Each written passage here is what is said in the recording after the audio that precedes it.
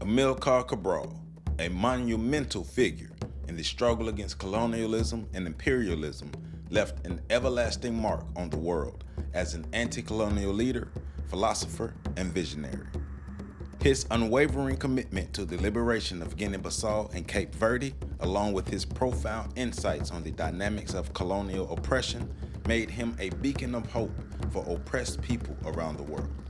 Amilcar Lopes Cabral was born on September 12, 1924, in Bafatá, a small town in Portuguese Guinea, which is now Guinea-Bissau. His parents were Juvenal António Lopes de Costa Cabral and Juvenal Évora.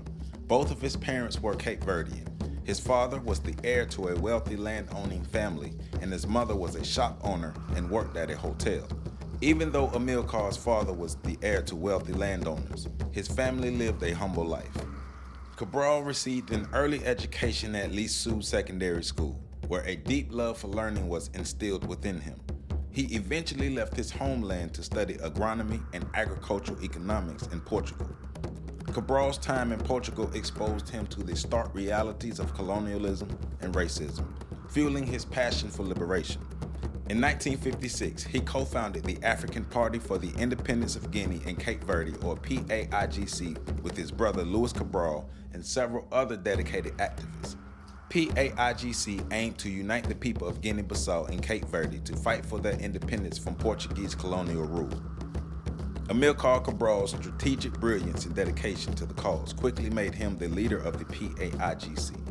He believed that armed struggle coupled with a deep understanding of the people's needs was the path to liberation.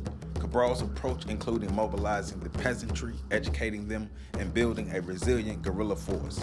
He also emphasized the importance of culture in the liberation struggle, famously stating, "Culture is simultaneously the fruit of a people's history and a determinant of history."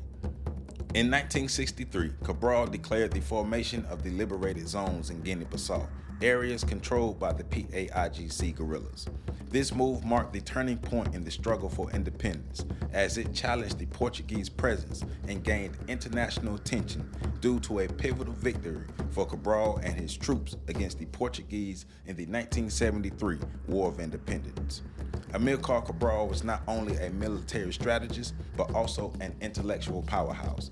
He wrote extensively on the theory of liberation, emphasizing the importance of political education and cultural identity in the fight against colonialism. Cabral wrote over 14 books, including The Struggle Against Guinea and The Return to the Source, which remain influential texts in the anti-colonial and revolutionary studies. Tragically, Amilcar Cabral's life was cut short on January 20th, 1973, when he was assassinated by members of his own party.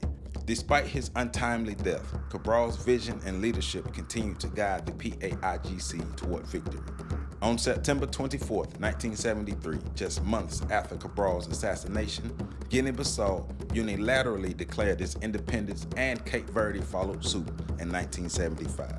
To Mr. Amilcar Cabral, we proudly stand on your shoulders. For more information, please visit my website at www.ontheshoulders1.com.